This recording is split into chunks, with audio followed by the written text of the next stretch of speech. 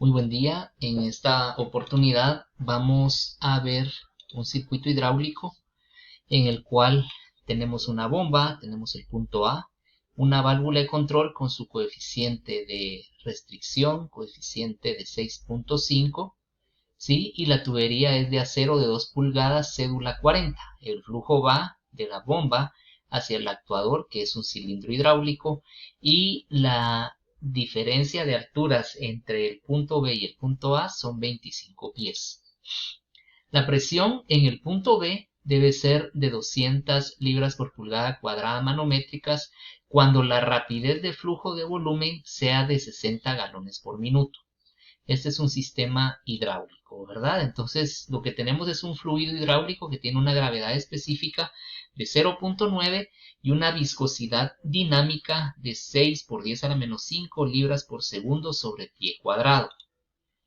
La longitud de la tubería entre A y B es de 50 pies.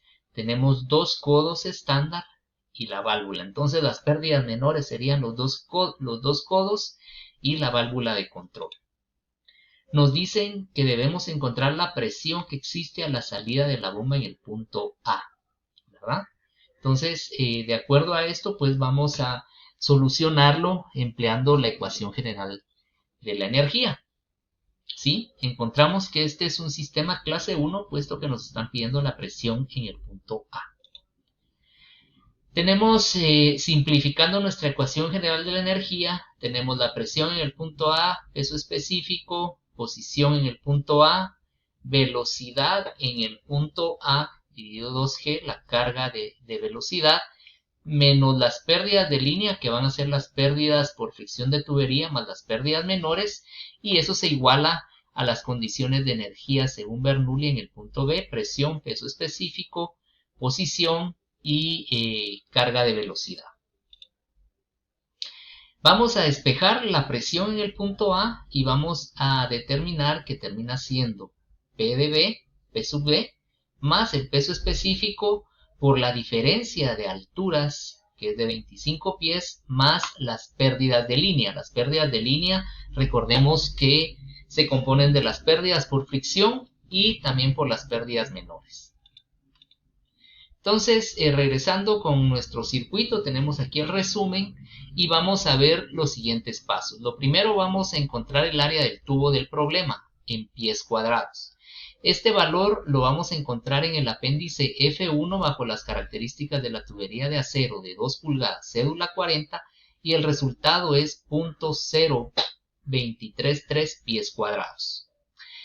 Con el área nosotros ya podemos determinar la velocidad del flujo del sistema, ¿sí? Es una operación algebraica y el apéndice K. Con esas dos informaciones encontramos la velocidad de 5.73 pies por segundo. En el apéndice K lo que encontramos son los factores de conversión que tenemos, ¿verdad? Y tenemos el caudal que nos lo había dado nuestro problema, y la operación algebraica es de velocidad es igual al caudal sobre área, ¿verdad? Y lo convertimos en pies por segundo. El tercer paso es determinar con la velocidad la carga de velocidad del sistema, que equivale a velocidad al cuadrado sobre 2G. Eso, mediante la fórmula, nos va a dar el resultado de 0.509. Pues aquí tenemos algunos de los resultados. La velocidad es caudal sobre área, teníamos 60 galones por minuto, el área eran 0.2333 del apéndice F1 y el factor de conversión que encontrábamos. Esto nos da como resultado 5.73 pies por segundo, y la velocidad de carga, o la carga de velocidad, mejor dicho, es b al cuadrado sobre 2g. 5.73 al cuadrado partido 2 por 32.2 slug sobre 32.2 pies por segundo al cuadrado de la aceleración. Esto nos da el valor de 0.509 pies. Entonces ya tenemos esos resultados y vamos a continuar con los otros pasos.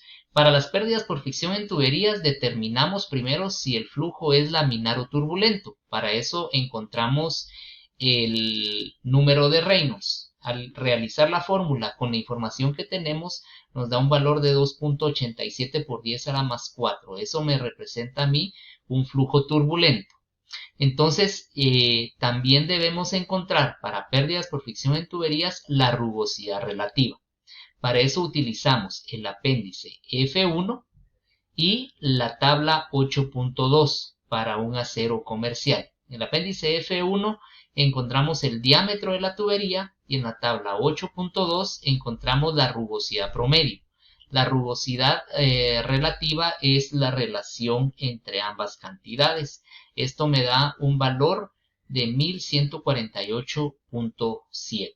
Es una unidad adimensional. Para las pérdidas por fricción en tuberías, determinando el tipo de flujo, vamos a encontrar el factor de fricción. Según Reynolds y rugosidad relativa, podemos encontrar el factor de fricción.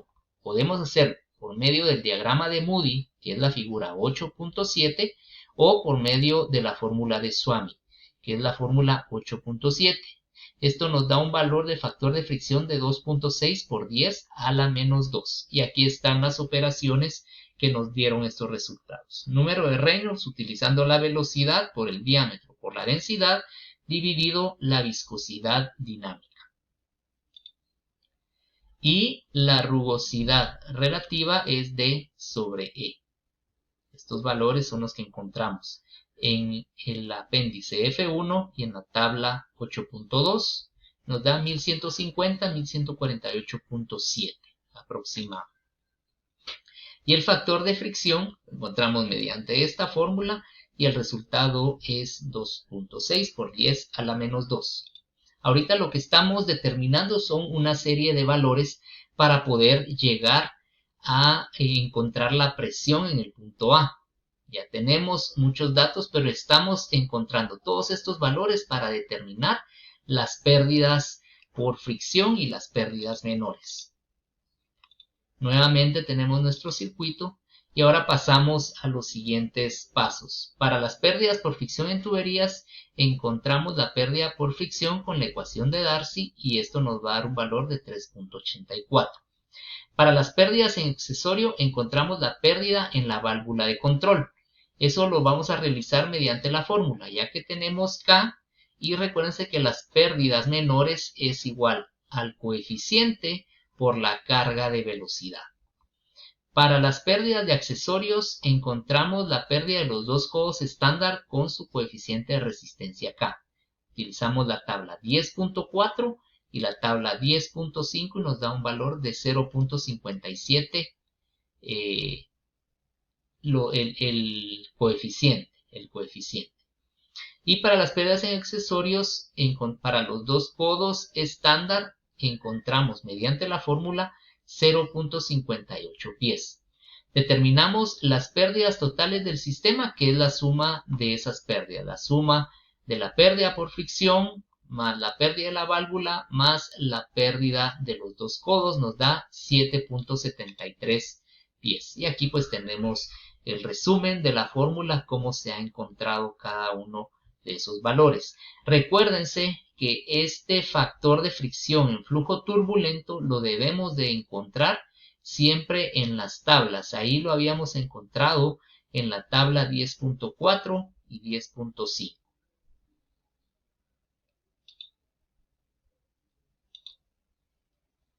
Aquí está la explicación, ¿verdad?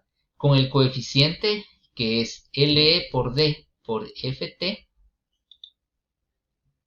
Y esto nos da al final el resultado de 7.73. Encontramos ahora que ya tenemos todos los valores, podemos determinar la presión en el punto A.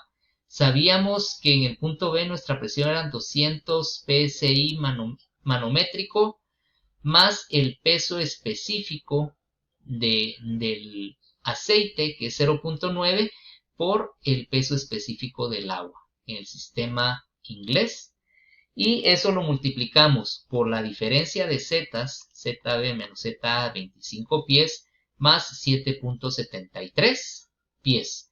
Recordemos que debemos de tomar muy en cuenta lo que son nuestras unidades, ya que aquí nosotros tendríamos un resultado de pies cuadrados y debemos de convertirlo a pulgadas cuadradas, ¿verdad? Para que podamos tener nuestra presión en pulgadas cuadradas, y esto nos da una presión de 212.8 libras por pulgada cuadrada manométrica.